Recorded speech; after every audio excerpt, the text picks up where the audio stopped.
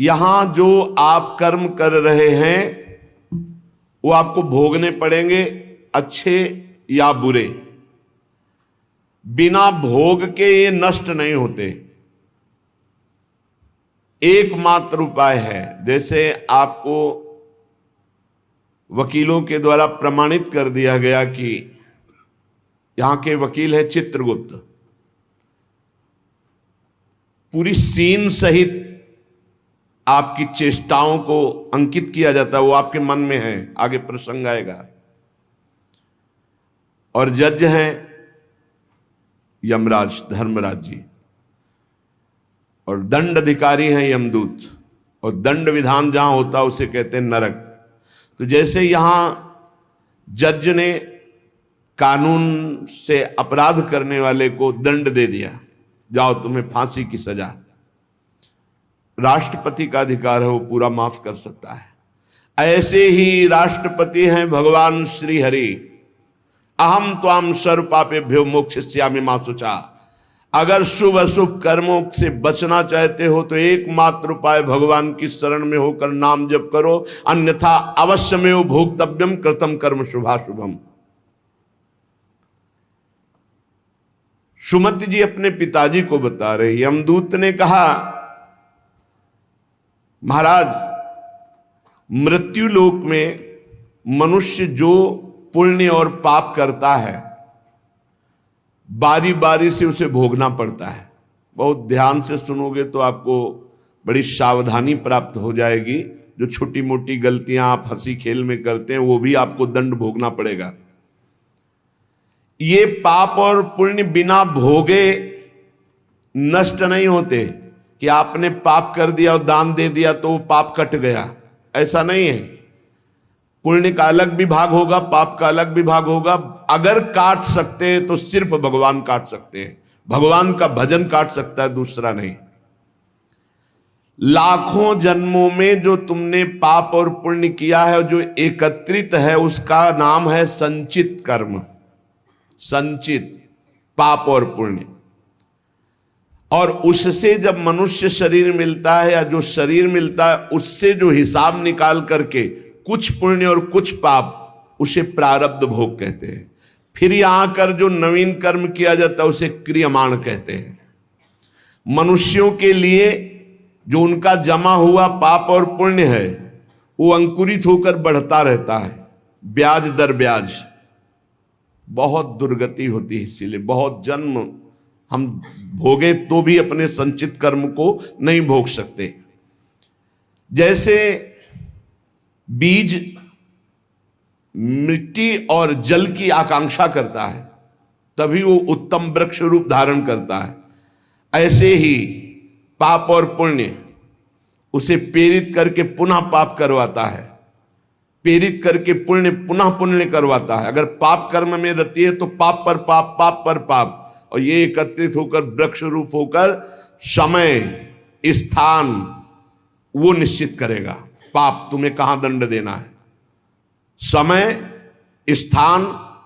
बुरी दशा आने के पहले बुद्धि बदली जाती है, उसकी बुद्धि बदल दी गई। आप ना आवे आप पर ताई तहां ले जाए, वो वहीं ले जाएगा, उसी स्थान पर मारा जाएगा, उसी स्थान पर जो दंड उसे मिलना मिलेगा। जैसे आपने छोटा पाप किया तो आपके चलते समय पैर में कांटा चुभेगा और दुख होगा।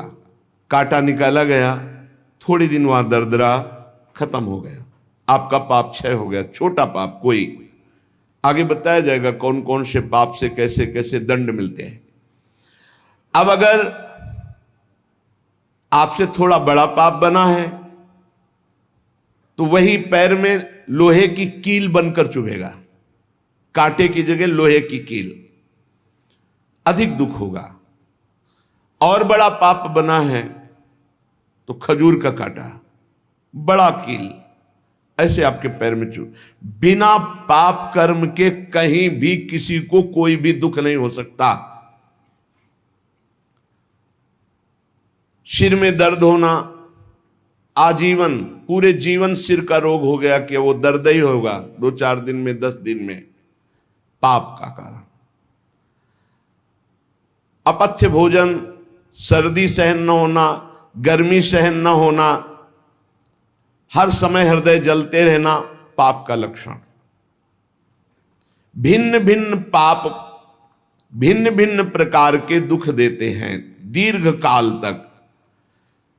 शस्त्र और अग्नि आदि का भय ये पाप के कारण होता है।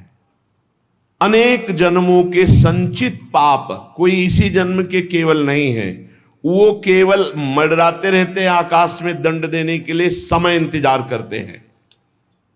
जैसे नरक में पड़े हुए जीव तुम देख रहे हो, घोर पाप का फल भोग रहे, केवल दिखाया गया था नरक। जानते हो किस बात से? कल याद होगा, सुमति जी ने पानी पीने जाने वाली गौओं को वैश्य कुल में 7वें जन्म में जन्मे जब थे तो उन्होंने उनको नहीं पीने दिया।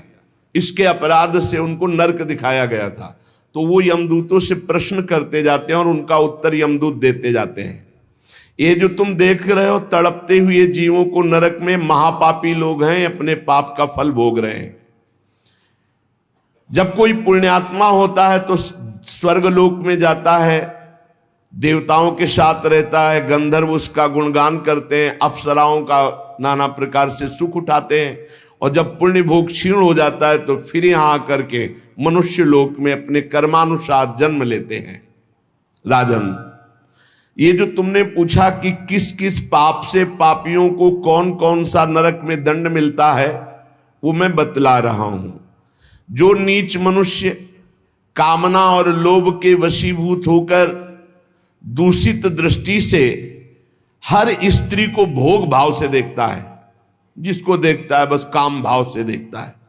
बोले जो दुष्ट दूषित भाव से माताओं बहनों को भोग दृष्टि से देखता है, तो यहां बड़ी बड़ी चोंच वाले वज्र के समान जिनकी चोंच ऐसे गिद्ध बार बार हजारों वर्ष उनकी आंखों को नोचते और खाते रहते हैं।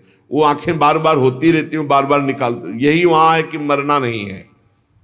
उनकी दोनों आंखों को वज्रतुल्य नरक के पंछी बार बार निकालते हैं और खाते हैं, और उनके पुनः नए नए नेत्र उत्पन्न हो जाते हैं।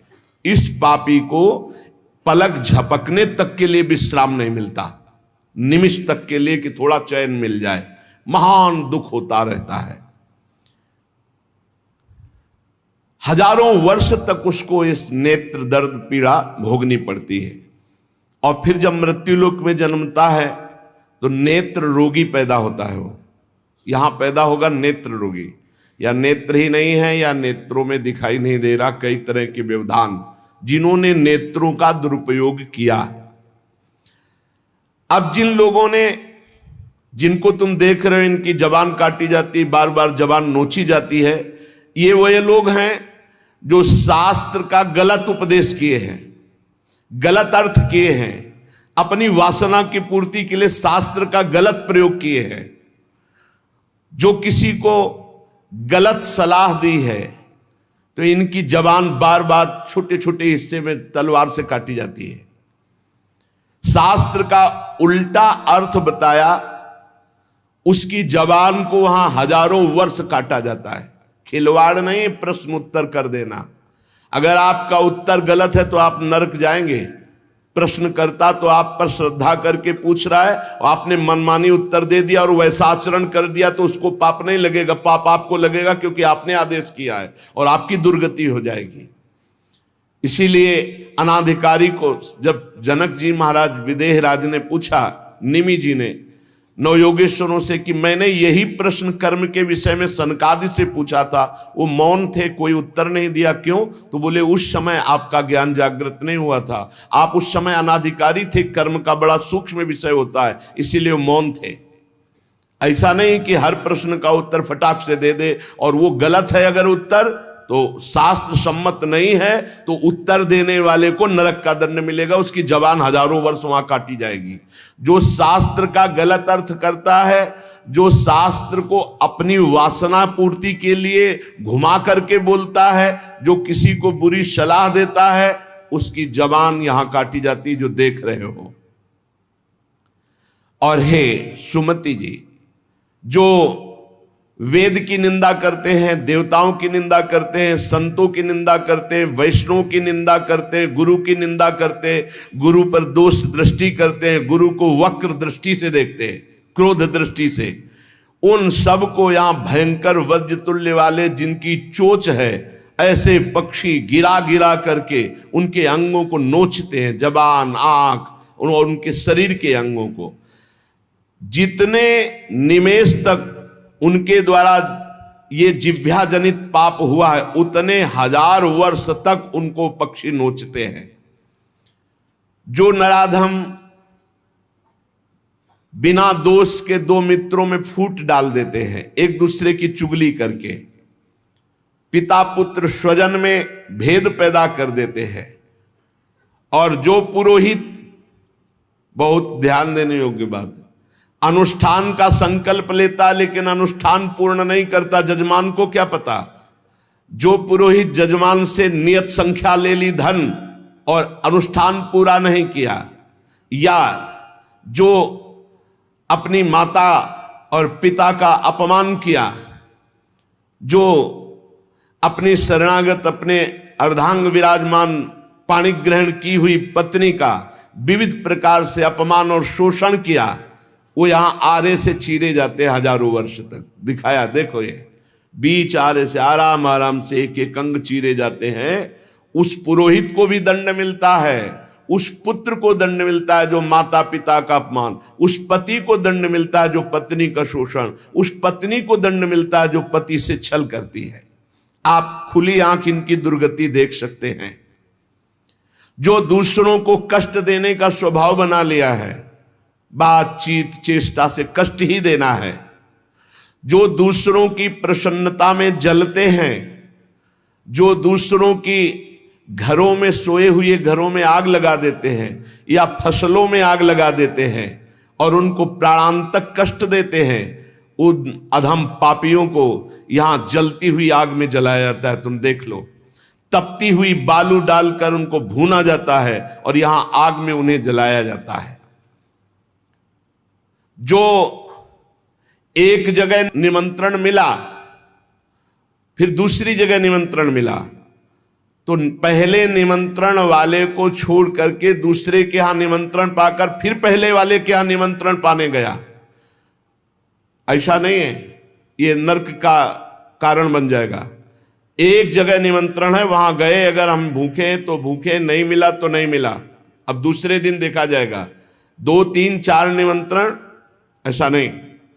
जो ब्रह्मर्षि किसी देव कार्य के लिए, पितृ कार्य के लिए यजमान के द्वारा निमंत्रित किया गया और वो दूसरी जगह भोजन कर लिया, दूसरे निमंत्रण को स्वीकार करके फिर उसके यहां भोजन करने गया, तो उसको यहां नरक में 2 टुकड़े करने वाला दंड मिलता, बार बार उसके 2 टुकड़े। ये बार बार बहुत जगह भंडारा, बहुत जगह निमंत्रण, ये ऐसा नहीं है, सिद्धांत है। तुम भूखे हो तो एक जगह चले जाओ और अपना पेट भरो, भजन करो। ये नहीं कि 5 जगह चले गए तो खूब दक्षिणा 5 जगह की मिली तो सुन लो। ये तस्मा शास्त्रम प्रमाणम, ये शास्त्र है, मनमानी नहीं। पहले ऐसा कभी ब्रह्म ऋषि जन नहीं करते थे। 5 घरों में भिक्षा मांग लो, या निमंत्रण है तो एक जगह जाके पेट भर लो जो रूखा सूखा मिले। ये 14 जगह भंडारा, 14 जगह निमंत्रण, तो उसकी व्यवस्था है। ये नरकगामी बना देगा, बुद्धि भ्रष्ट हो जाएगी। जो सदैव कड़वी बातें बोलकर लोगों के दिल पर चोट पहुंचाते रहते हैं, कुछ लोगों का ऐसा स्वभाव होता है, जब बोलेंगे तो हृदय की पीड़ा प्रकट हो ही जाए, ऐसा उनका है। ऐसे हैं वो, ऐसे बोलते हैं कि अत्यंत पीड़ा दे। ऐसा करने वालों को यहां के पक्षी टूट पड़ते नरक में लाते हैं, नोच नोच करके उनको खाते हैं। जो यहां किसी की चुगली करता है, उसकी जिह्वा तेज छुरे से बार बार ऐसे ऐसे चीरी जाती है, फिर पूरी हो जाती है, फिर चीरी जाती है। जिन्होंने उद्दंडतावश अपने पूज्य जनों का अनादर किया, उनको मारा पीटा, गुरुजनों को, अपने गुरु को, माता को, पिता को, बाबा को, पितामह को, ये पूज्य जन है, ये गुरु के समान पूज्य हैं। जो अपने गुरुजनों को, पूज्य जनों को अनादर करता है, दंड देता है, मारता है, पीटता है, वो देखो ये कुंड बने हैं विष्ठा के, पीब के और मूत्र के। मूत्र का कुंड, विष्ठा का और पीब का। नीचे करके मुख उन्हीं कुंडों में डाल दिया जाता है, ऊपर से पैक कर दिया जाता है।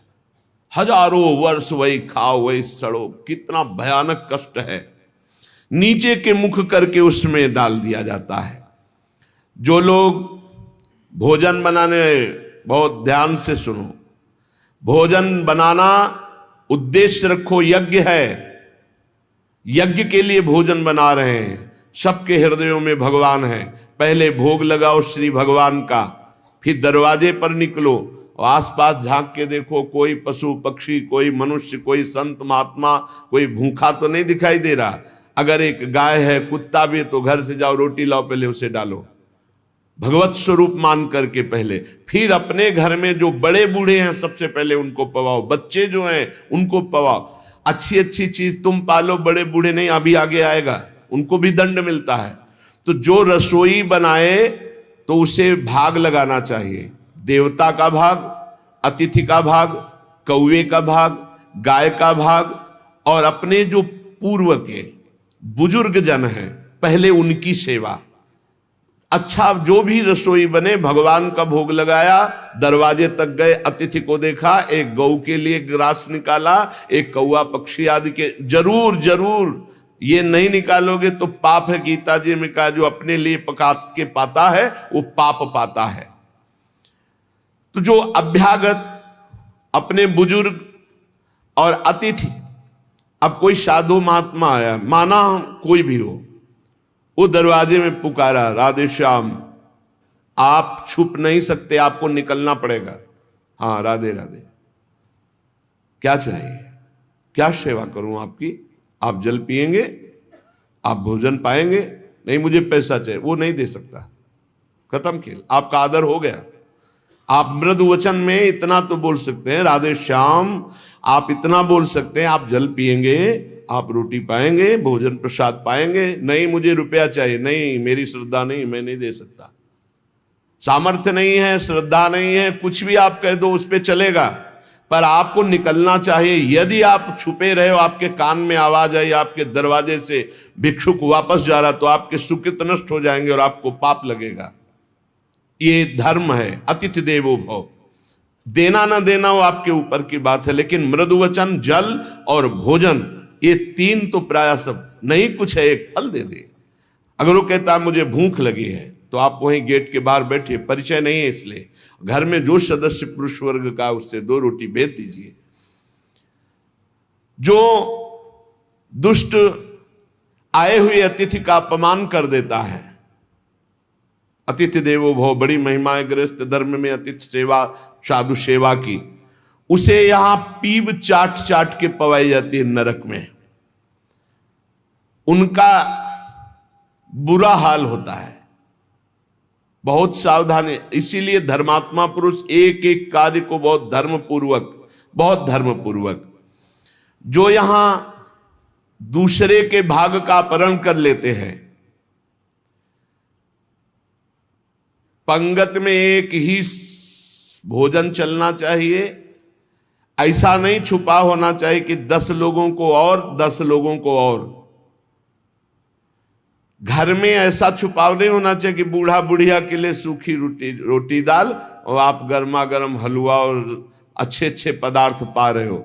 जो ऐसा भेद करके भोजन करता है, मुखिया मुख सो चाहिए, खान पान सो एक। जिसके घर में समर्पित नौकर हैं उनको भी वही भोजन पवाओ जो तुम पाते हो। ऐसा नहीं हो सकता कि तुम बढ़िया बढ़िया और फिर निकृष्ट भोजन उसको, ये तुम्हारा पाप बन रहा है। सबके हृदय में भगवान है, भोजन वही, तुम भले बचा खुचा पालो, घर के मालिक हो, लेकिन सेवकों को, बालकों को, वृद्धजनों को, अतिथि जनों को भरपूर। ये धर्म का ज्ञान अगर नहीं है तो फिर कह रहे हैं कि शरीर बड़ा भयानक मिलता है और मुंह सुई की नोक के बराबर होता है। अब वो इतना भूख से व्याकुल होता है, पर उसको खाने को क्या मिलेगा? वही गंदी चीज और सुई की नोक के, और हाथी जैसा शरीर, और भूख से वो तड़पता रहता है। ऐसा हजारों वर्ष नरक में मिलता है। जो लोग पंक्ति में ब्रह्म ऋषियों को, वैष्णवों को बैठाल दिया, जैसे कई कि अपने रिश्तेदार आए तो पुआ पूरी हलवा, और अगर साधु महात्मा आए तो हृदय में जलन हो रही है। ऐसा भक्त चरित्रों में पाया गया है कि भक्तजन आए तो देख करके जलन पैदा हो गई और कहा हम बीमार हैं, हमसे नहीं हो पाएगा। और जब उनका भाई आया तो पुआ खीर और सब चकाचक, तो भक्त आए तो उन्होंने कहा हमारे रिश्तेदार भक्त आए तो तुम्हारा शरीर दर्द कर रहा था, और जब तुम्हारे भाई आए तो बोले रिश्तेदार ऐसे चले जाएंगे? नहीं तो संत वैष्णव ऐसे चले जाएंगे। पूरी पुआ खीर सब संतों को पवाया, और जो खिचड़ी आदि स्वयं बनाई थी वो पवाया उनके रिश्तेदारों।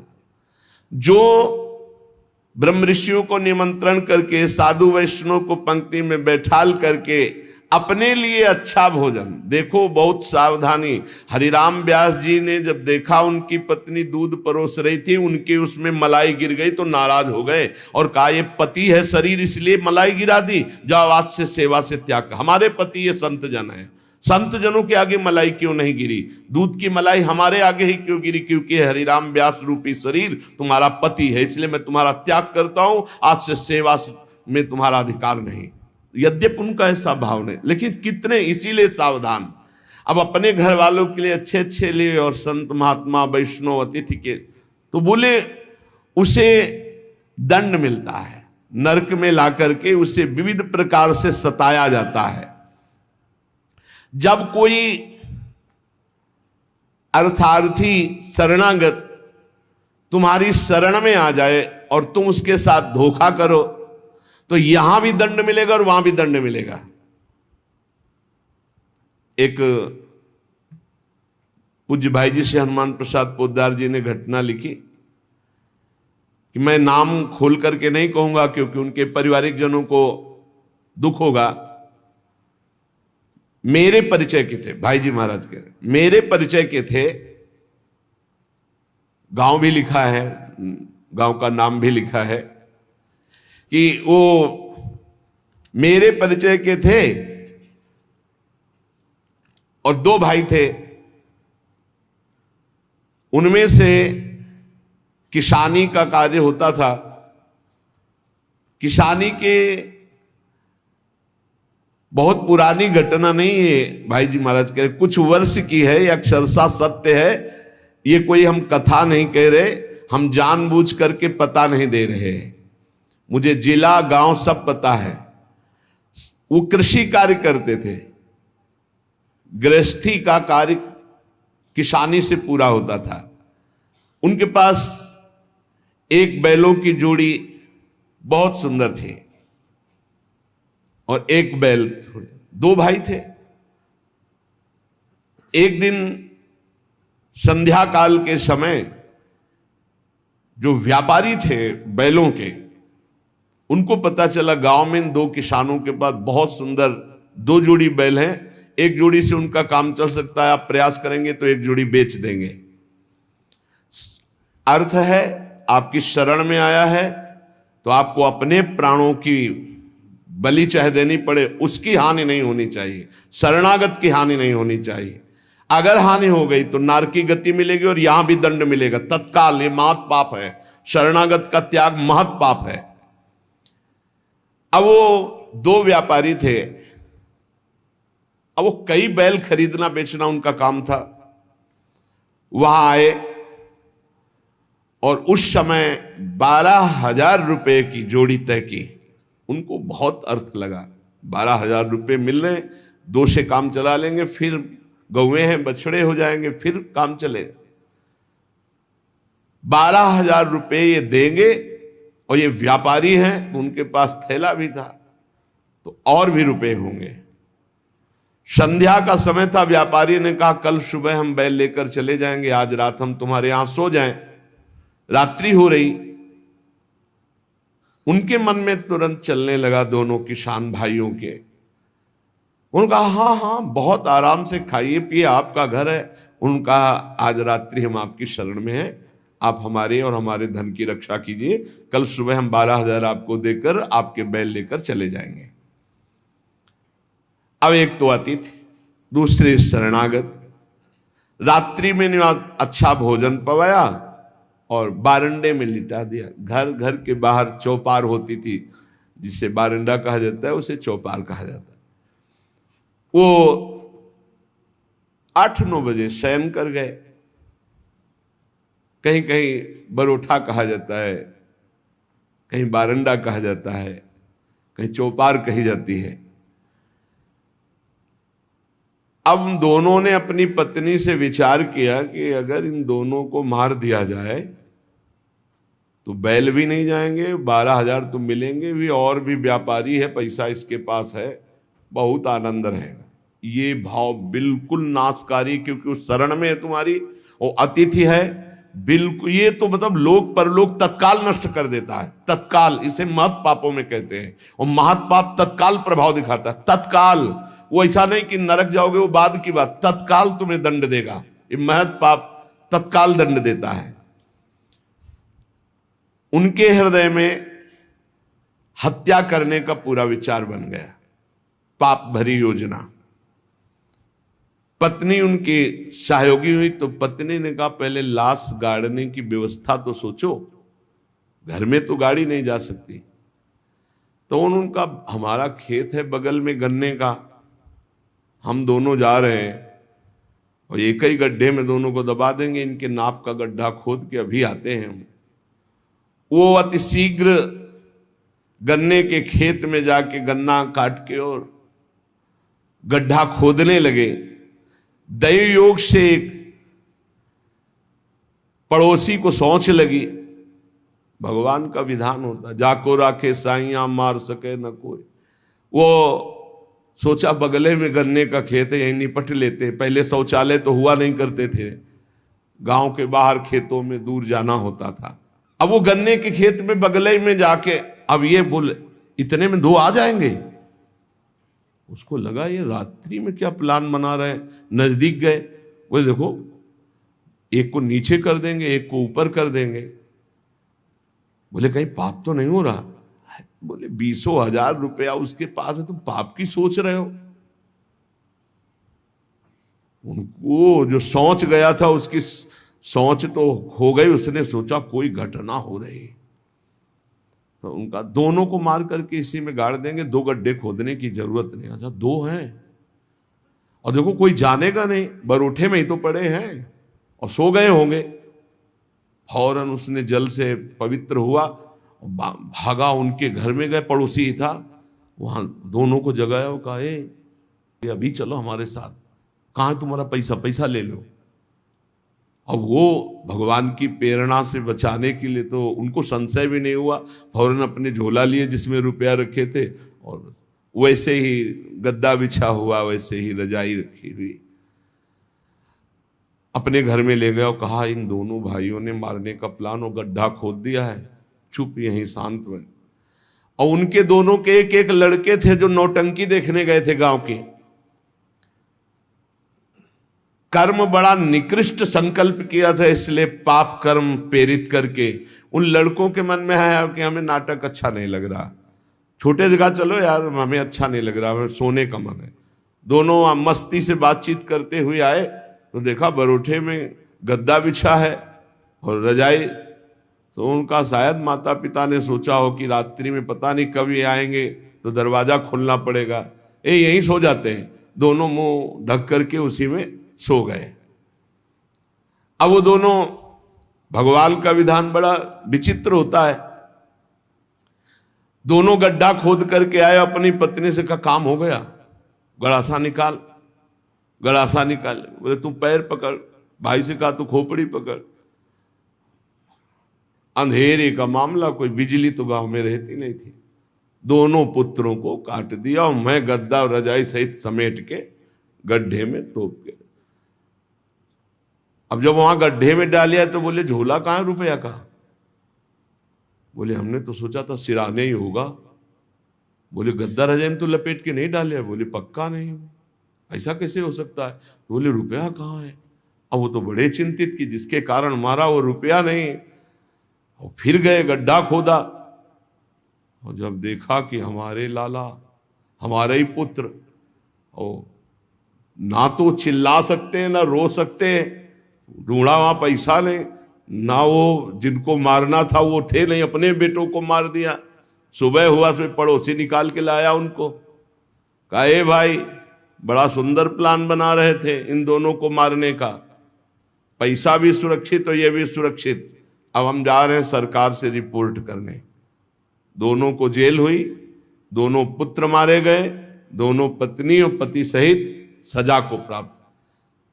अगर शरणागत है, कोई धन लिए हुए है, आपके समीप आया हुआ है और आप थोड़ा भी लालच करके उनका अहित करना चाहते हैं तो शरणागत का अहित सोचना मात्र अहित कर दिया, ये तो यहां दंड मिला, पूरा जीवन बर्बाद हो गया, पूरा जीवन बर्बाद हो गया।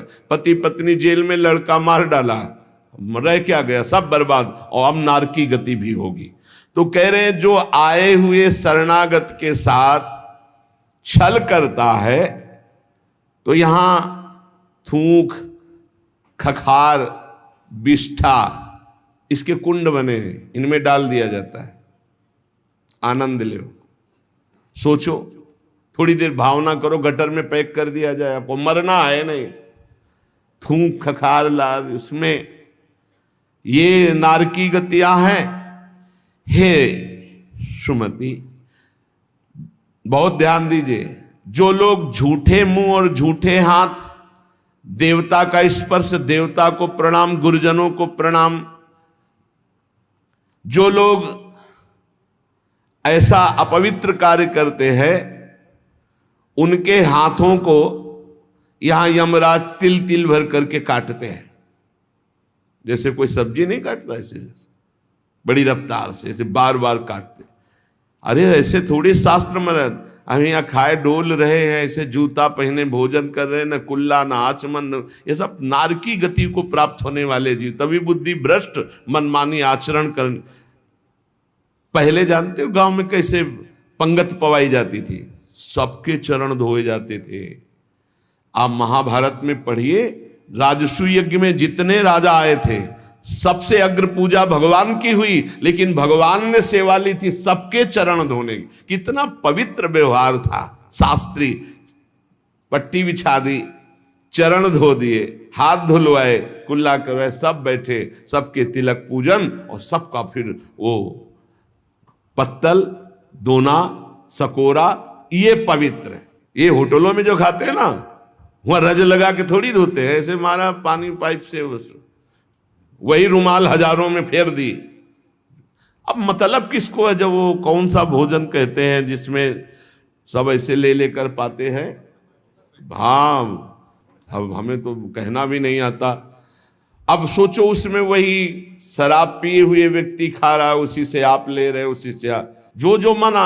अब वो पाया फिर लेने का मन है, फिर कोई रोकने वाला है, वहां कोई खड़ा है नहीं, सब रखे हैं, बोले ये वीआईपी लोग हैं, वीआईपी लोगों को वीआईपी व्यवस्था है, समझ लीजिए। जो झूठे मुंह होकर के या भगवान सूर्य चंद्र की तरफ करके लघु शंका करते हैं, सूर्य उदय है, सूर्य भगवान की तरफ, चंद्र भगवान की तरफ, भगवत विग्रहों की तरफ लघु शंका करते हैं, तो उनके आंखों में आग का अंगार रखा जाता है, ऐसे बार बार चीखते जलते हैं। जो जेठ होकर अपने लघु भ्राता की पत्नी के साथ गलत, पिता होकर अपनी पुत्री के साथ, भाई होकर अपनी बहन के साथ, या गुरु पत्नी के, ऐसे लोगों को तपाई हुई लोहे की स्त्री के साथ बेड़ियों से, लोहे की ऐसे जंजीरों से जो जलती हुई, उसी में जकड़ दिया जाता है। बहुत तुम्हारी बुद्धि भ्रष्ट हुई थी, जो बहन बेटी और पवित्र संबंध भी नहीं तुम्हें दिखाई दिए, तो उसमें लपेट दिया। लोहे की स्थिति धधकती हुई आग, लोहे की जंजीरों से बांध दिया। त्राहिमाम पुकार रहा है, हजारों वर्ष बंधा रहे, मरना तो है नहीं। जकड़ दिया जाता, आग का अंगार आसो पास उसके रख दिया जाता है। उसके पूरे के पूरे शरीर में बार बार दाह आग होती है, चिल्लाता है। ऐसे नराधमों को यहां बहुत दंड दिया जाता है। यमदूत कहते हैं, जो अपने कानों से गुरु की निंदा सुनता है, जो अपने कानों से वैष्णवजनों की निंदा सुनता है, जो दूसरों की निंदा सुनकर के हर्षित होता है, ऐसे पापियों को यमदूत जो लाते हैं यमराज के, वो तपाया हुआ लोहा उनके कानों में डाला जाता है। बार बार तपाया हुआ लोहा, बार बार। गुरु निंदा सुनी, संत निंदा सुनी, वैष्णव निंदा सुनी, सुनने वालों को, और बड़े हर्षित होते। जब किसी की निंदा होती ना, तो कुछ लोग ऐसे हर्षित होते जैसे उनको सम्राट पद मिल रहा हो। अरे पर निंदा के किए ते आवत नहीं कछुआत, मूर्ख पर्वत पाप को ले चल अपने साथ। यहां विलाप करते हैं, पर यहां यमदूत स्वयं कह रहे हैं, हम लोगों के हृदय में दया तनिक भी नहीं है, और क्रोधित होकर उनको और कष्ट देते हैं। जैसे वो विलाप करते हैं तो क्रोधित होकर और कष्ट देते हैं। जो देव मंदिर में जमीन लगाई गई या किसी ऋषि मुनि को दान में दे दी गई, या कोई सभा भवन है सार्वजनिक, जो इनको तोड़वा कर उनकी जमीन हड़प लेते हैं, उस जगह अपना निवास स्थान बना लेते हैं, उसका प्रयोग करते हैं। यहां यमदूत उन्हें ला करके धीरे धीरे उनके शरीर की खाल उधारते हैं। पूरी उधल गई, फिर शरीर में नई खाल, फिर धीरे धीरे होश में। ये नहीं कि देवालय की लगी हुई संपत्ति का प्रयोग कर लिया, या देवालय को विध्वंस कर दिया, या सभा भवनों को विध्वंस करके अपने लिए अपना कब्जा, तो फिर ये वो चीखते चिल्लाते, पर यहां दया नहीं है। जो गौ के स्थान में, पवित्र स्थान में जल में मल त्याग करते हैं, जैसे नदी है, कोई सरोवर है, या गौशाला है, या देवालय है, उसकी सीमा में मल त्याग करते हैं। यहां के बड़े बड़े कौवे जिनकी लंबी चोंच होती, उनकी गुदा द्वार से आते खींचते हैं बार बार, बहुत होश में। ये शास्त्र सुने नहीं जाते, इसलिए मनमानी पापाचरण होते हैं। जो जहां मनाया वहां, जो अपनी कन्या को रकम दे के बेचते हैं, बेचना होता है कि हमको इतना, ऐसा एक से बेचा फिर दूसरे के साथ बेचा, उसको यहां लाया जाता है और उसके शरीर में बड़े बड़े घाव किए जाते हैं, और फिर नमक की नदी है, उस नदी में डाल दिया जाता है। वो मात क्लेशित हजारों वर्ष। जो मनुष्य विकट संपत्ति और वो समस्या ही नष्ट हो गई, पुत्र, भृत्य, पत्नी, बंधुवर्ग और बुजुर्ग जन, किसी का त्याग कर देता है विपत्ति आने पर, और अपना पेट पालन करने लगता है, इनको छोड़ देता है। तो यहां हम लोगों में कुछ यमदूत ऐसे हैं जो बिल्कुल कर्कश होकर के उनके मांस को नोचते हैं और उसी के मुंह में डालते हैं, उसी को खवाते हैं, उसे खाना पड़ता है। जो मनुष्य अपने पुण्यों को यहां बेच देते हैं, उनकी बड़ी दुर्गति होती है। जैसे 1 घंटा नाम कीर्तन करेंगे 500 रुपया लेंगे, अमुक कार्य करेंगे अमुक रुपया लेंगे। जो अपने पुण्यों को बेच देते हैं, कई तरह से बेचना होता है, अब उनकी व्याख्या कहां तक करें। जो अपने पुण्य कार्यों का दाम लेते हैं, बेच देते हैं, वो पापी हैं, और उनको यहां चक्कियों में डाल के नरक में पीसा जाता है, जैसे आटा पीसा जाता है। बेचे ही वेद धर्म दुइले ही, ऐसा नहीं था। परोपकार के लिए ब्रह्म ऋषियों का जीवन था। कुछ मिला नहीं, किसी भी तरह जीवन व्यतीत करते थे। कृष्ण शरीर, बड़े बड़े चक्रवर्ती सम्राट भयभीत होकर खड़े हो जाते थे। तप पूर्ण जीवन, बेचने का कहीं विधान नहीं। जो जीवन में अपने किए हुए पुण्यों को बेच देते हैं, उनको वहां चक्की में जैसे आटा पीसा जाता है ऐसा पीसा जाता है। ये ना समझो कि मौज ले लो, यहां तुम मनमानी कर लो, भोगना पड़ेगा। अवश्य में भोक्तव्यम, नरक में जाकर के हिसाब भोगना पड़ेगा। चक्कियों में पीसे जाते हैं जो अपने पुण्य कर्मों को बेचते हैं।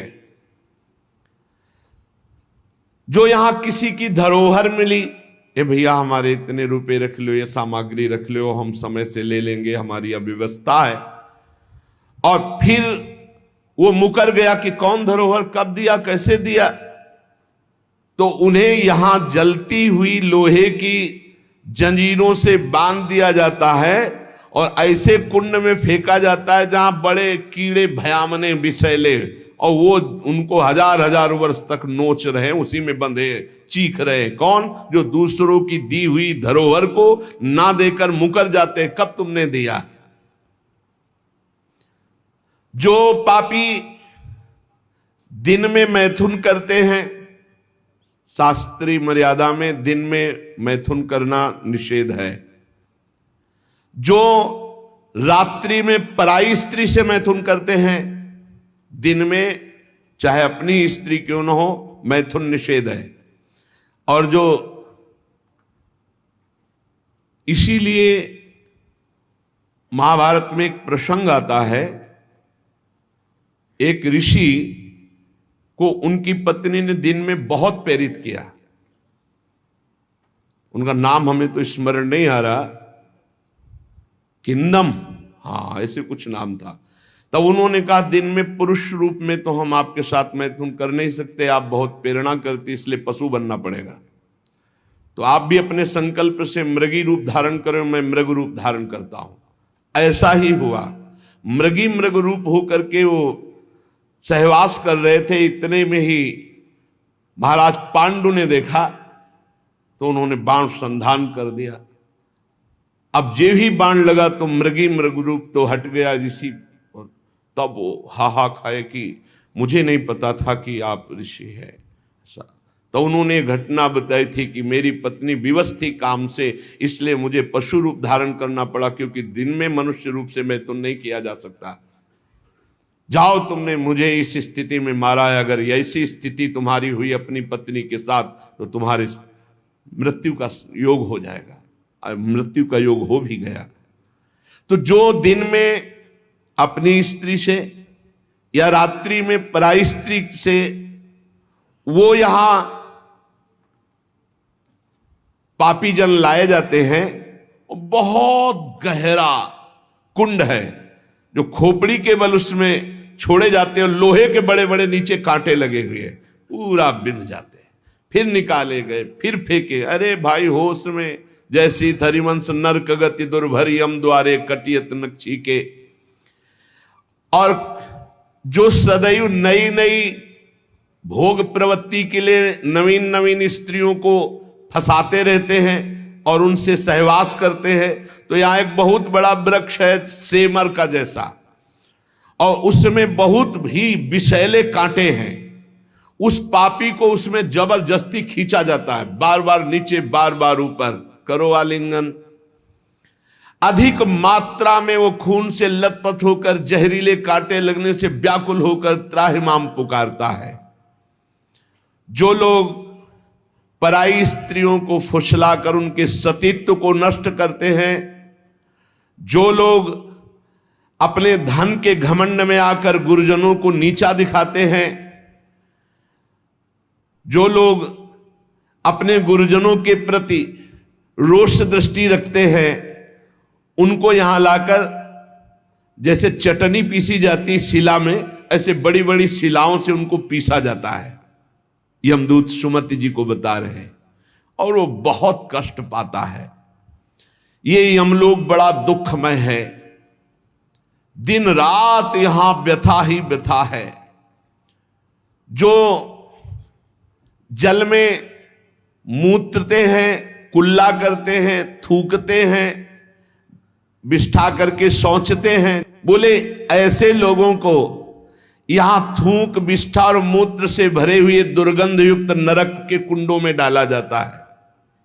अरे ऐसा थोड़ी साष्टांग दंडवत करो यमुना जी गंगा जी में और अपने घर से शौच आदि क्रिया करके। यदि नहीं ऐसा तो पात्र में लो और जल पियो पहले, और फिर दूर जा करके बहुत दूर शौच आदि होकर मिट्टी से ही हाथ और सब पात्र मार्जन करके फिर आओ, फिर पात्र मार्जन करो, फिर जल लो और दूर जा करके कुल्ला। ऐसे पवित्र, जैसे गंगा किनारे भ्रमण करने वाले संत जन हैं तो सारी दिनचर्या गंगा जी से होती, पर बड़ी सावधानी से होती। ऐसा थोड़ी कि शौच लिया जाकर गंगा जी, ऐसा नहीं।